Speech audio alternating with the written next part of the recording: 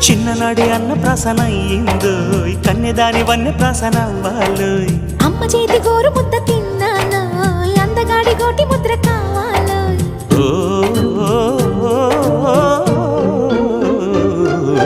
కాస్త నన్ను నువ్వు నిన్ను నేను కోరుకుంటే కోరుకున్న చోట నువ్వు నేను చేరుకుంటే చేరుకున్న చోట ఉన్న దీపం మారుతుంటే ఆరుతున్న వేళ కన్నెకాలు జారుతుంటే